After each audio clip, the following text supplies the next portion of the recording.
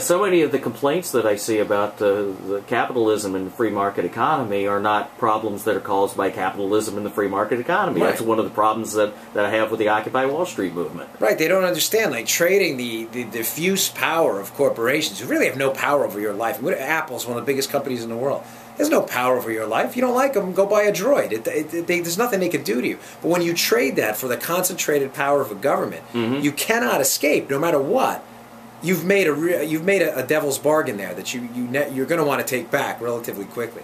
So I don't understand that. The tax code assists government in taking power from you. So is your fundraising primarily coming from individual donors? Yes, thank God. We've made individual donors in an organic, bottom-up fundraising effort a major priority in our campaign. We feel that a campaign run by small donors from across the country, we have over 600 donors. I think we're closing in on 700 now. Really enables us to get our message out there without feeling any pressure.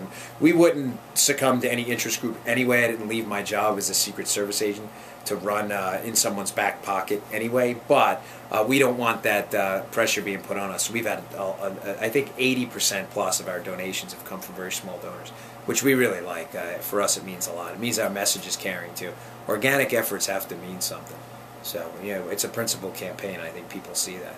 The next blank on your economic development platform. Natural gas. We have $50 billion in Western Maryland. $50 billion in natural gas in Western Maryland. We have to protect our environment first. That's important. But develop our resources. It's a clean burning fuel. Yes, I acknowledge there are probably some listeners who say, well, I heard that natural gas development process, the hydrofracturing process they use contaminated some groundwater. There were some poorly drilled wells. Yes, they are accurate. I'm actually been hearing that they are suspecting that it's caused, I think in Ohio, some earthquakes.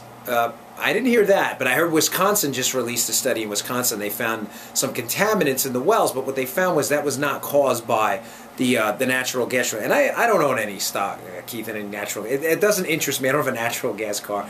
I'm just saying at some point we're going to need energy. If you don't like nuclear because of, say, the waste that's left over, and you don't like coal, and you don't like oil, at some point you have to propose a solution. You can't just be what they call in philosophy a nihilist. You just want to destroy everything, but you don't have a solution for yourself. We have to, at some point we need energy. I mean, we have to feed ourselves. We have to fuel tractors. We have to build things. And if you don't have a solution, I suggest you step aside.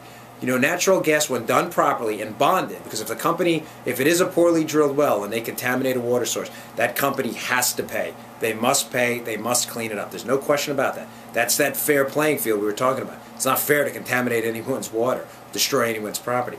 But when done properly, there's not one legitimate case that anyone on any side of the ideological spectrum can point to you of a properly drilled well contaminating water. Not one. I've done an exhaustive review. There are poorly drilled wells, and there are contaminants left over from years of oil drilling years ago in Wisconsin. But no one can show that. Pennsylvania's been doing it for years. Keith, that's not a hard right-leaning state. That's a purple, if not blue state.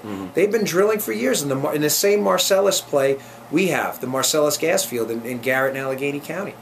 $50 billion is a lot of money. Even if they took 10%, the government, which they won't, they'll take 50%. Even at 10%, that's $5 billion. We could balance our state budget. Think of all the policemen, firemen, teachers, the court system, keeping our system corruption-free, cleaning up the bay. Think of all that money. And no, they don't want to consider it. Governor O'Malley just wants to do review after review, and the EPA wants to clog the process. Yeah, we had Delegate Jay Jacobs in recently. Was talking a little bit about that, and just talking about just some of the infrastructure with all the underground pipes and things that's already in place that would make it relatively easy to do. Yeah. Yeah, it's very easy. I actually spent a lot of time when I did my MBA up at Penn State at natural gas fracking sites. And you'd be amazed. There are more environmental engineers than there are actually drilling engineers on the site. It's very well controlled. And I visited sites afterwards, after that had been reclaimed.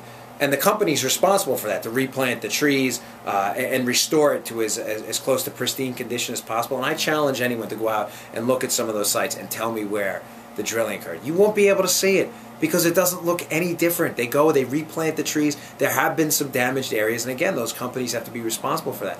But when you're looking at it overall, the umbrella view, you're never going to be able to tell. They restore the land appropriately, and we have to protect and develop. Folks have to remember that. Protect and develop. That's important, both parts of it. Third plank on your economic development program. Regulation. We are regulated to death here, Keith. We have $8,000 per worker in regulation costs. That's real money. That's money that came out of your wallet. Make no mistake. Remember, money has value. Money in that sense is a zero-sum game. If you take it from someone, it had to come from somewhere. $8,000 per worker in regulation costs.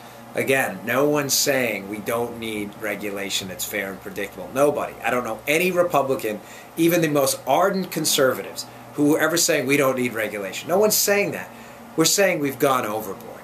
It's no longer fair and predictable. It's almost arbitrary. And I'll give you an example. Since Dodd-Frank, which was supposed to prevent too big to fail and the coalescing of assets in any one facility, any one financial facility, here's a number for you.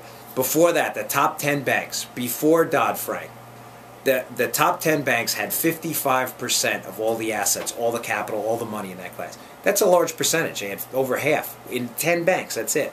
After Dodd-Frank, which supposedly broke that up, the top 10 banks had 77%. So what did it do? It defeated the entire purpose. You want to talk about the revenge of unintended consequences. I mean, again, how do they explain that away? No, regulation works. We really wanted to break up too big to fail. You didn't. You made them too bigger to fail. That's exactly what you did. Those are just the numbers. Those aren't partisan numbers. Those are just facts.